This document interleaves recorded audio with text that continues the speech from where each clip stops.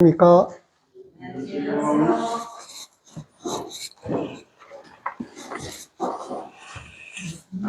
오늘 말씀은 야고보서 1장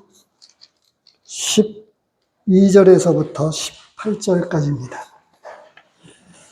야고보서 1장 12절에서 18절입니다.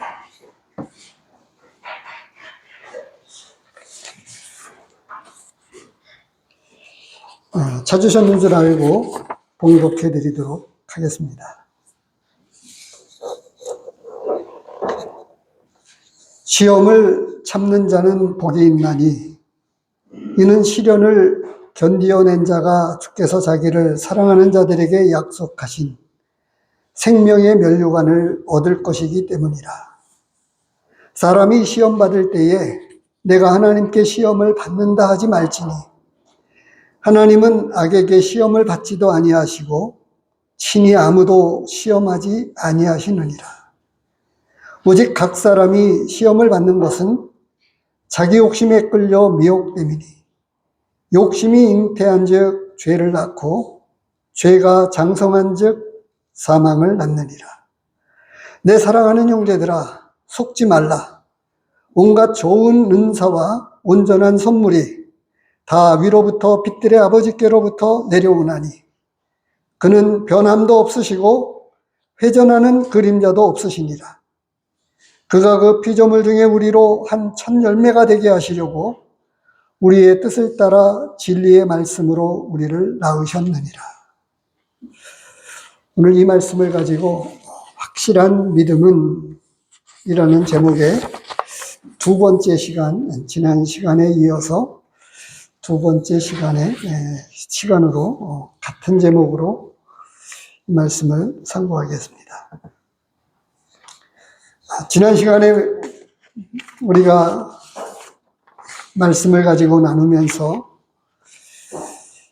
야고보가 이 야고보서를 통해서 초대교회에 흩어진 성도들에게 이 하나님의 말씀을 전하였던 것은 본인이 믿음에 관해서 오랜 시간 방황을 하면서 그가 나중에 부활하신 주님을 만나고 난 이후에 이제는 예수 그리스도의 종으로서 육신의 형이 아닌 정말 약속해 주신 메시아 예수 그리스도를 믿는 종으로 살게 되면서 누구보다도 이 믿음에 관해서 다른 여타의 사람들보다 하나님께로부터 받은 그 은혜대로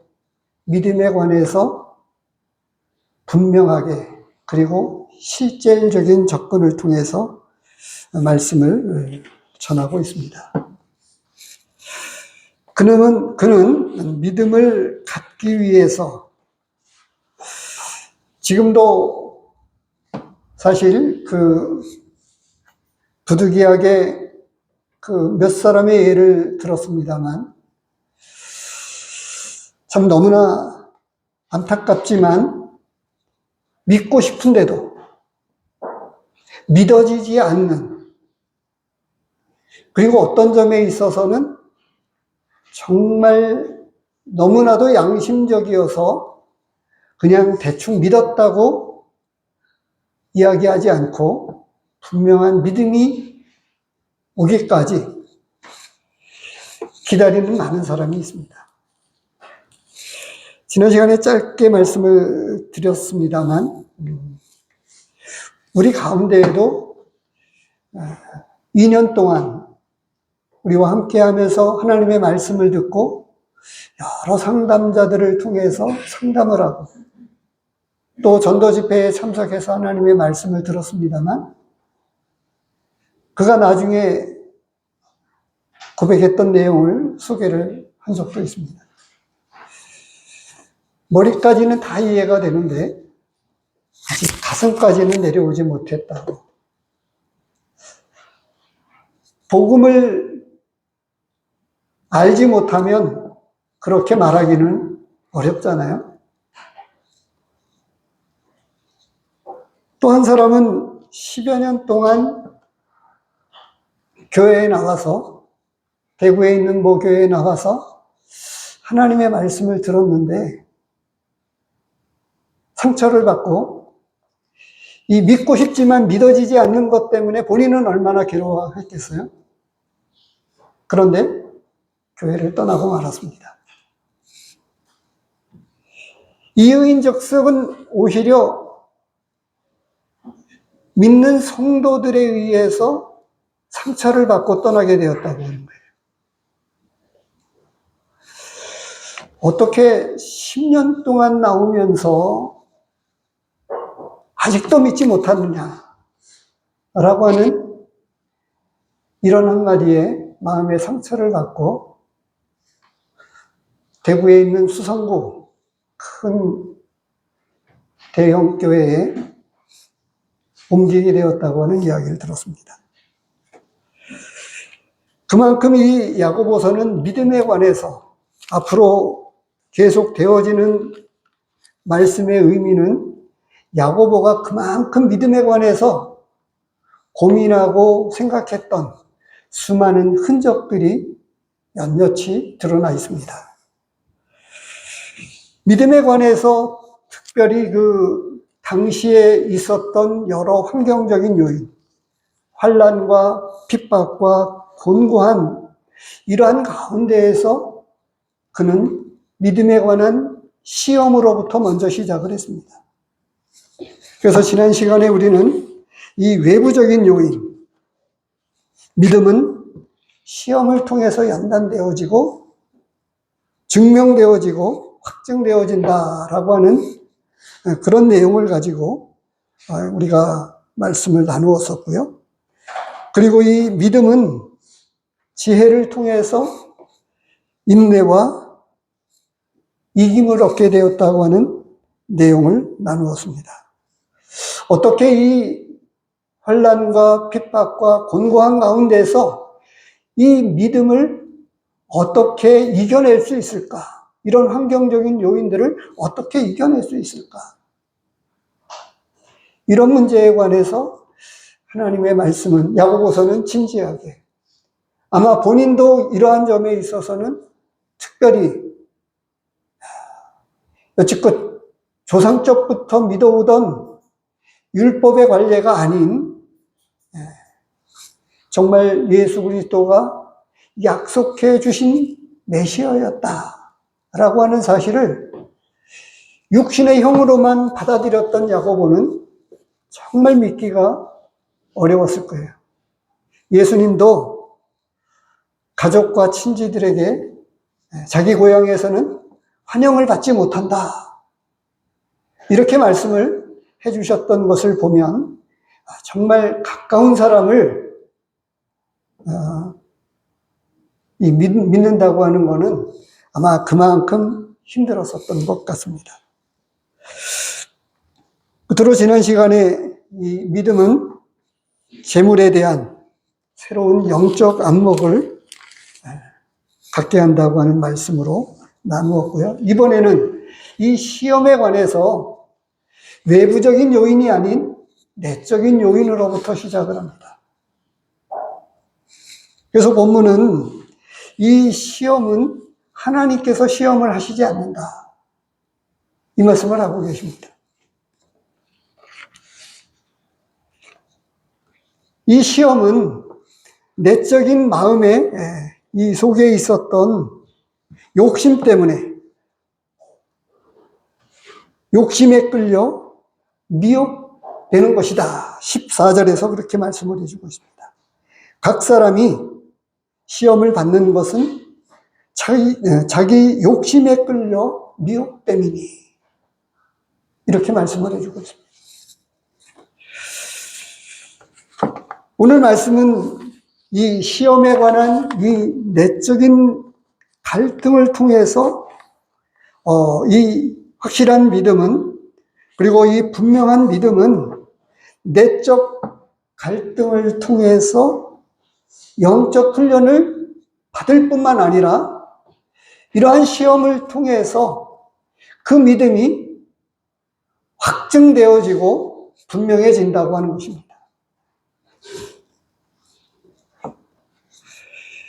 갈라디아서 5장 17절 말씀을 같이 보도록 하겠습니다.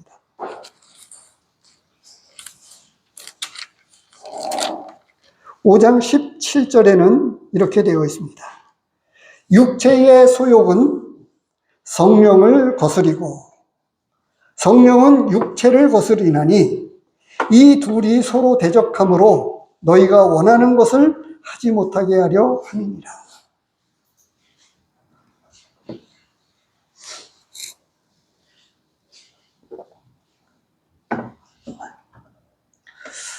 성화에 관한 논란도 우리 성도님들에게는 끊임없이 논란의 중심거리가 되고 있어요. 그래서 이 분명하게 구원받았지만 그 믿음이 구원 얻게 되는 그 믿음을 분명하게 가지고 있지만 그럼에도 불구하고 육신이 연약하다라고 하는 측면으로 이 성화에 관한 많은 부분들을 넘기는 부분이 있지 않을까 하는 생각을 해봅니다. 우리 모두의 경우는 이 육신을 갖고 있습니다. 우리가 말씀을 잘 아는 대로 내가 그리스도와 함께 십자가에 못 박혔나니 라고 하는 사실을 모르는 분들은 아무도 없습니다. 그럼에도 불구하고 십자가에 못 박혔지만 여전히 육신을 갖고 있는 우리는 끊임없는 자기와의 영적 갈등을 겪고 있습니다. 그런데 문제는 여기에서 하나님의 말씀에서 본문에서 이야기해 주고 있는 것은 자기 욕심에 끌려 이 미혹된다라고 하는 말씀으로 말씀해 주고 있어요. 그런데 확실하게 믿은 사람은 처음에 이 예수 그리스도를 영접하고 성령이 임하시면서부터 내주에 계시면서 역사하시는 것은 무엇입니까? 그 육신의 욕망을 뛰어넘을 수 있는 힘을 성령을 통해서 공급받는다고 하는 사실입니다. 그런데 시간이 지나면서 이것이 무뎌졌다고나 할까요? 그런데 여기서 영적인 한 원리를 우리에게 가르쳐 준다고 하는 것입니다. 요한복음 3장 말씀을 이 갈라디아서에 있는 말씀과 더불어서 좀 같이 생각해 보면 좋겠습니다. 요한복음 3장을 보면 니고데모에 관한 이야기 가운데에서 예수님이 하신 말씀이 있습니다. 요한복음 3장 6절입니다. 사람이 물과 성령으로 나지 아니하면 하나님 나라에 들어갈 수 없다. 이게 5절에 있는 말씀이고요. 6절에 보면 육으로 난 것은 육이요 영으로 난 것은 영이니 이렇게 말씀해 주고 있습니다. 우리가 거듭난 것은 성령에 의해서입니다. 성령으로 아니하고서는 예수 그리스도를 주로 고백할 수가 없다고 하나님의 말씀은 우리에게 분명하게 말씀해 주고 있어요. 그렇기 때문에 머리로는 다 이해가 되어지지만 가슴까지 내려오지 않았다고 하는 그 표현이 정직한 표현이죠.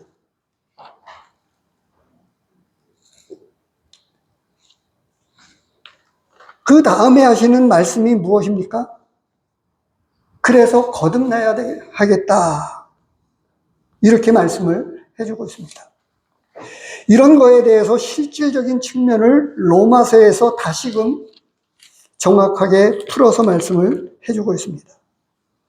로마서 8장 13절, 14절 말씀을 보겠습니다. 로마서 8장 13절, 14절. 249쪽입니다. 신약성경 249쪽입니다.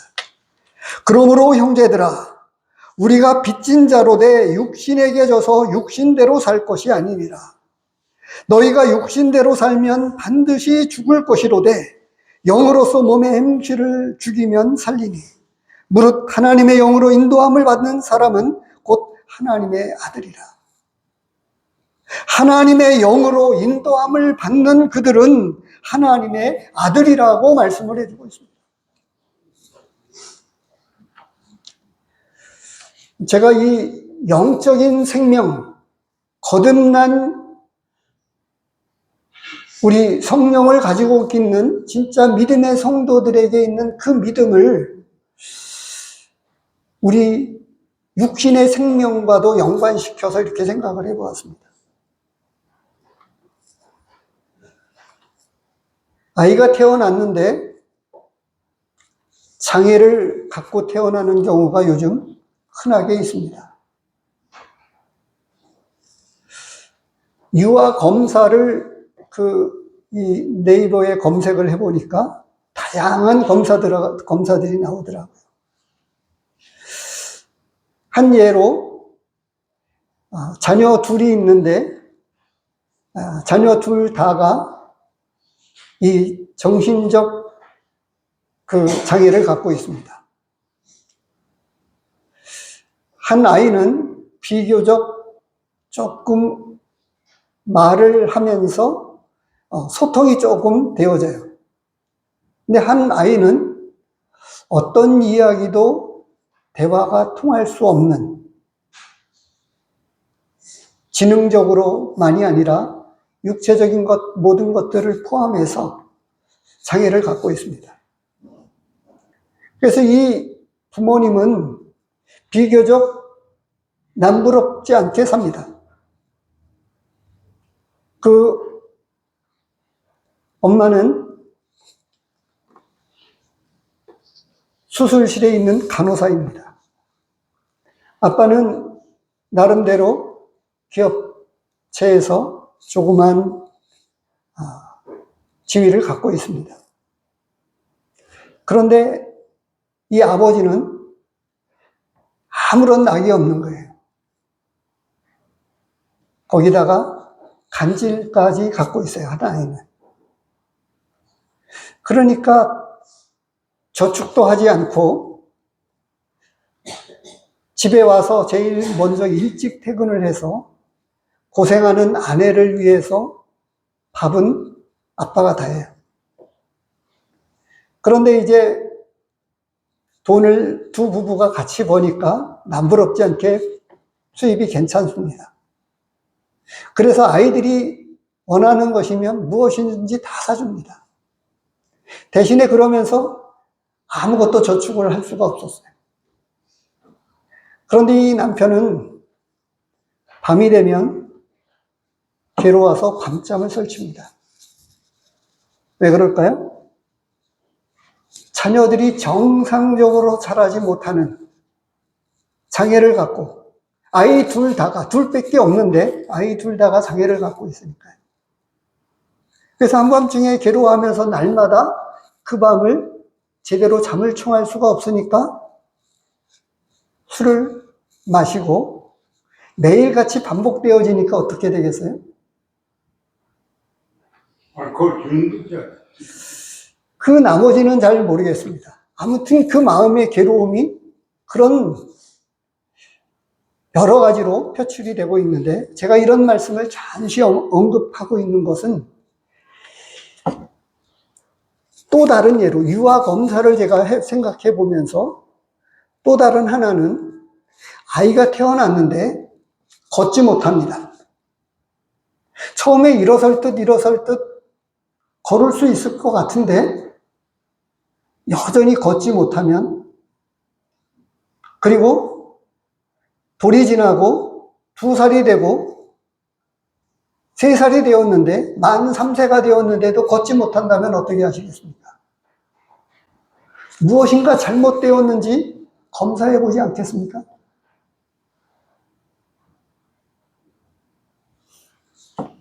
여기에 영적인 생명에 관한 이야기도 같은 이야기입니다. 진짜 확실한 믿음은 정말 문제가 있어서 병들었다고 하면 문제가 풀어지죠. 그 병을, 그래서 유아 때부터 뱃속에서부터 태아 검사를 하고 그 이후에 어떤 장애를 갖고 있는지 검사해서 지금은 그나마 기술이 많이, 의학 기술이 발전되어져서 아이를 치료할 수 있는 방편이 많이 있습니다. 그럼에도 불구하고 치료할 수 없는 많은 병들이 존재하죠. 근데 확실한 믿음을 일반적으로 보면 정상적으로 거듭났으면 영적인 사람으로 변화되어진다고 하는 사실입니다.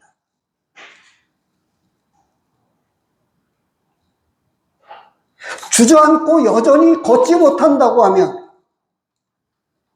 그러면서도 나는 거듭났다고 이야기하면 정상일까요?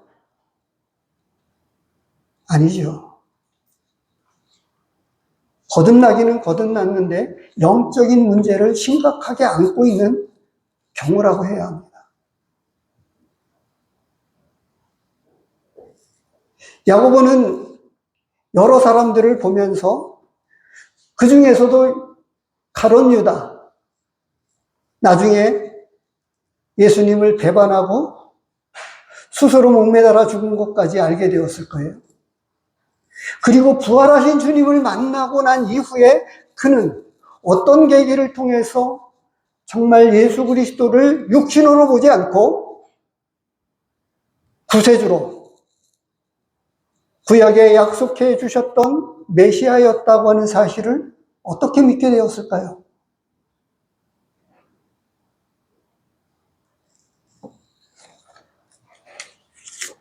오늘 본문은 그런 차원에서 이 내적인 이 하나님께 주신 성령을 통해서 끊임없이 영적 훈련을 통해서 영적인 사람으로 정상적으로 변해가는 것이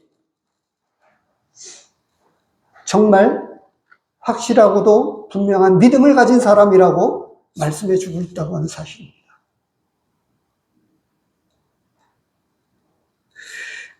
그래서 아주 우리가 복음을 이야기할 때에는 너무나도 분명했지만, 그리고 초기에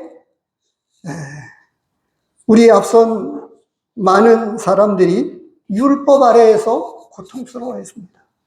이스라엘 백성들도 마찬가지였습니다. 주일 성수를 해야 되고 11조를 하지 않으면 큰 벌을 받을 것 같았고, 그런 여러 가지 교회에 나가서 하나님의 말씀을 듣고 배우는 것 가운데에서 믿음으로 구원받는다고 하는 이 놀라운 복음의 진리가 분명하게 증거되어지지 못했기 때문에, 그래서 예수 그리스도께서 십자가에서 이루어 놓으신 그 놀라운 구속의 사실이 초기에 70년대, 80년대 그때 이 복음의 역사는 놀라웠습니다. 사람들이 기뻐했고, 그리고 거듭난 이후에 분명한 믿음의 삶을 살았습니다. 근데 그 복음은 단순하게 생명을 낳는 것이 아니라 요한복음에서 말씀해주고 있듯이 내가 온 것은 양으로 생명을 얻게 하고 더 풍성히 얻게 하려 함이라 라고 말씀해 주신 대로, 그 안에 이 영적인 새 생명은 이 영적인 내적인 갈등을 통해서 영적 훈련을 거듭해 가면서 그는 영적인 사람으로 변화되어진다고 하는 사실이에요. 분명한 믿음을 가지고 있는 사람들은 그렇습니다. 그런데 우리 가운데에서도 아직까지 복음을 그저 아주 단순하게 틀리지 않지만 이상하게 복음을 전해서 회개 없는 복음을 증거하고, 그리고 양식마저 화인 맞은 것 같이 되어버려서 하나님은 우리 중심을 아시기 때문에 기도하지 않아도 다 하나님은 아신다 생각을 하고 그렇게 가르치는 사람들도 생겨나게 되었고, 그래서 이 야고보서는 시험에 관한 분명한 대답을 해주고 있어요. 그 첫 번째가 바로 확실한 믿음은 내적 갈등을 통해서 영적 훈련을 받고, 그리고 이 시험을 통해서 인내를 이루고 믿음을 증명하고, 이 시련을 통해서 내적인 갈등 속에서 영적인 사람들로 성장해 가서 분명하게 거듭난 사람이라고 하는 사실로 드러난다고 하는 사실입니다.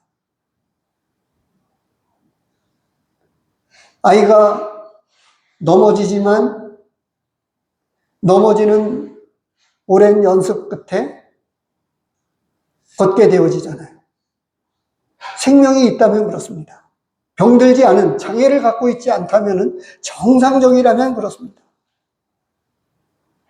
떠듬떠듬거리지만 아이는 태어나서 부모가 하는 말을 듣고 아이도 언어를 배우게 됩니다. 믿음의 부모를 통해서 하나님의 말씀을 들어가는 믿음의 가족 안에 있는 자녀들은 아직 분명하게 이해되어지지 못하지만 영적인 언어들을 조금씩 알아가면서 하나님의 말씀을 알아갑니다. 그래서 하나님의 말씀을 가르쳤던 모 학교에서는 대부분의 학생들이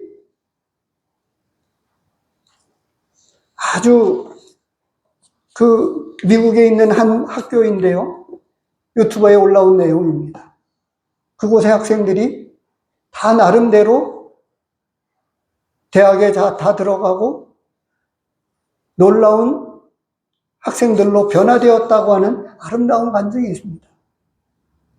학교의 교육의 방침이 미국 교육 제도에 의한 것이 아니라 하나님의 말씀으로 가르치면서 그렇게 변화되어졌다고 하는 사실을 증언해주고 있기도 합니다.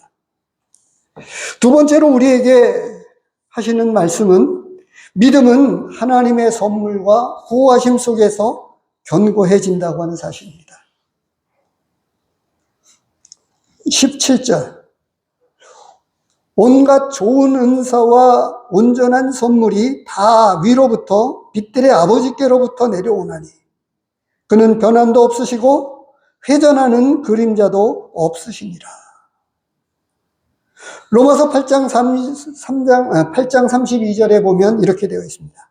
아들을 아끼지 아니하시고 내어주신 하나님이 모든 것을 은사로 주지 않겠느냐.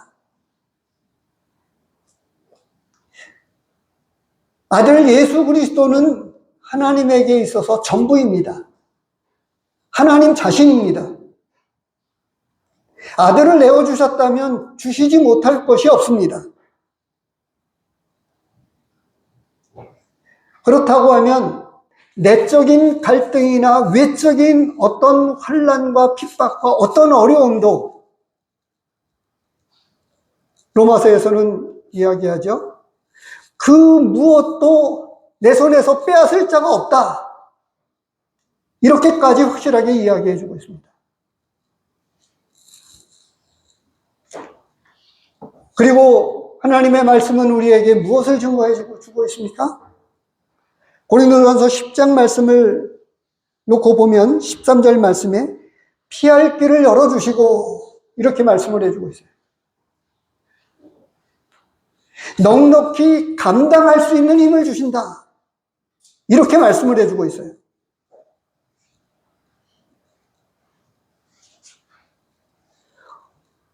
어떤 연약한 아이가 있는데 부모가 아무런 도움도 주지 않고 내버려두는 그런 경우를 보신 적이 있나요?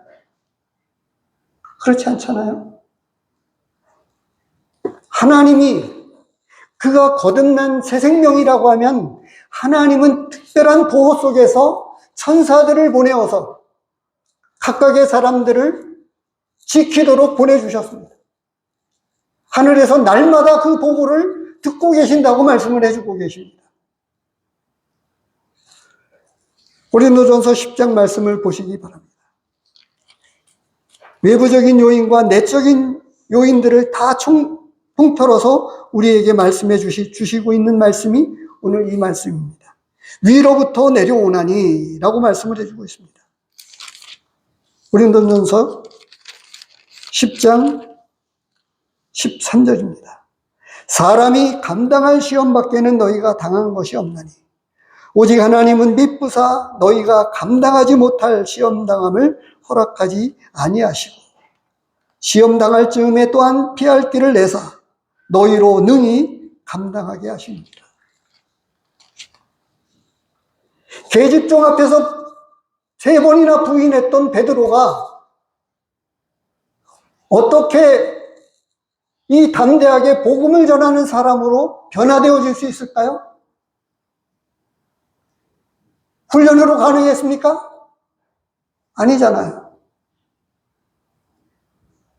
하나님의 성령의 능력으로 그를 변화시키셔서 두려움을 이기게 하시고 능력받는 일에 합당한 자로 여겼다고 초대교회 사도들의 기록은 사도행전을 통해서 우리에게 말씀해 주고 있습니다.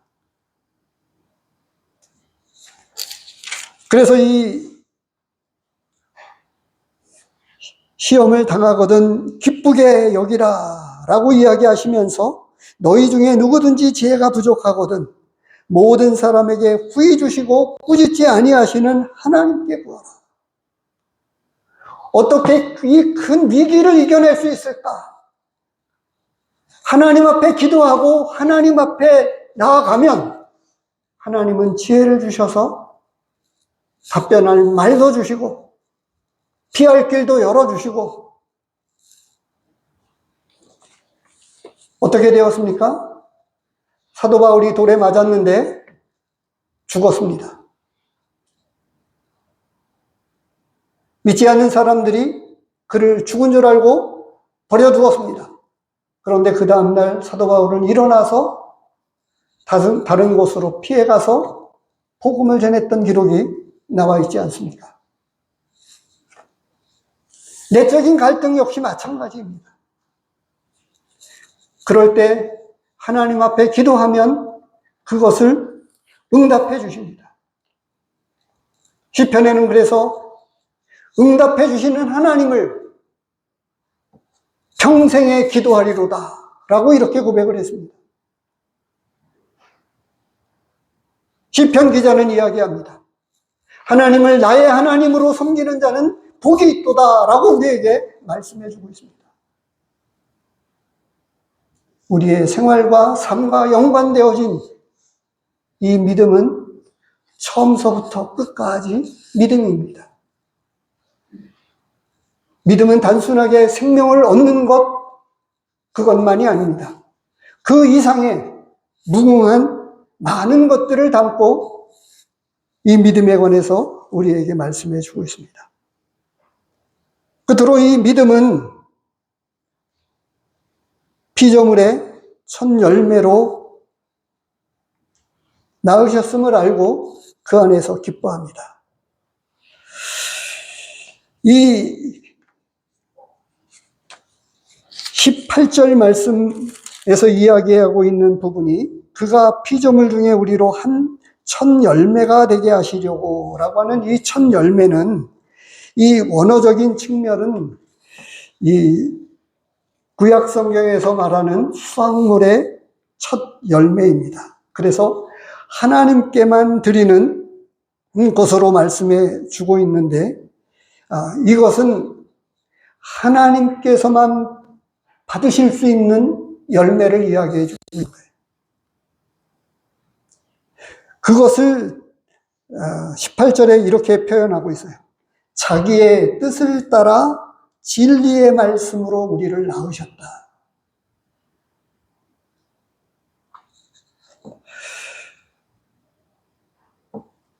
저도 첫째를 낳고 제 아내와 더불어서 첫 아이에 대한 남다른 마음을 갖고 있었습니다. 그래서 온 벽면에 글자를 써붙이고 여러 가지 것들을 했었던 기억이 나요. 하나님이 우리를 낳으시고 특별한 선택에 의해서 하나님의 진리의 말씀으로 낳은 특별한 열매입니다. 그것은 신약적인 깊은 의미를 또 담고 있기도 해요. 구약의 이스라엘 백성과는 다른 하나님의 자녀라고 하는 놀라운 그 섭리를 하나님이 갖고 계셨는데 에베소서에서 말씀해 주고 있는 거죠. 그리스도의 신부로 우리를 택하시고 우리를 낳으셨습니다. 그래서 이 확실한 믿음을 가진 성도들은 진리의 말씀으로 낳은 첫 열매, 모든 피조물 가운데에서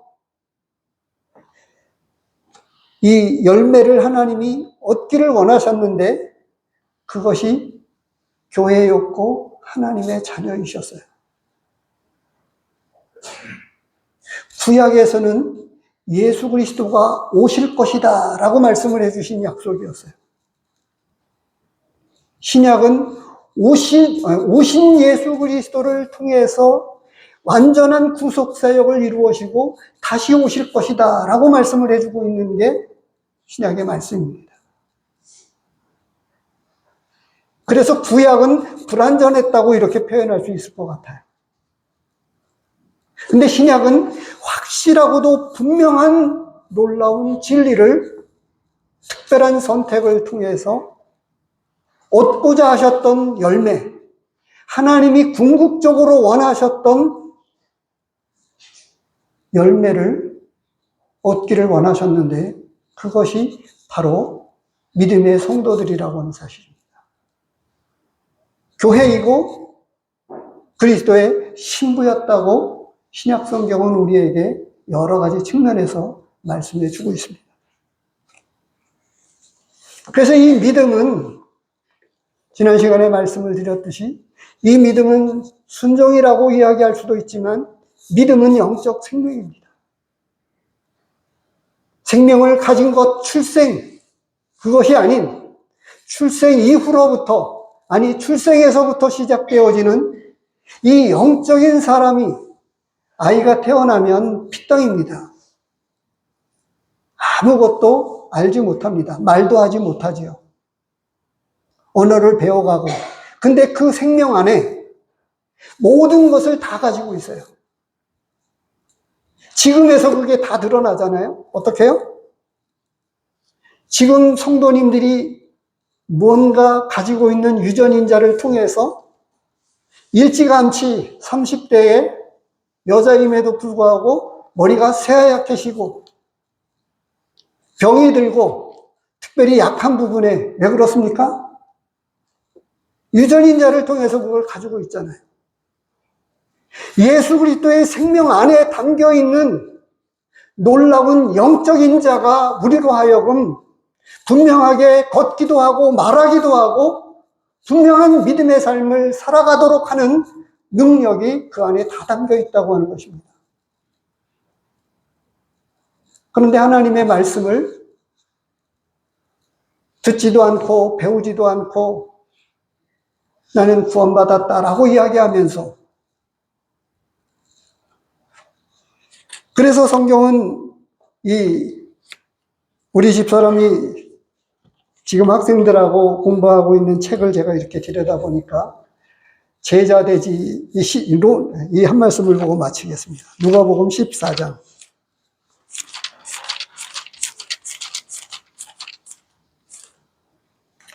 26절입니다.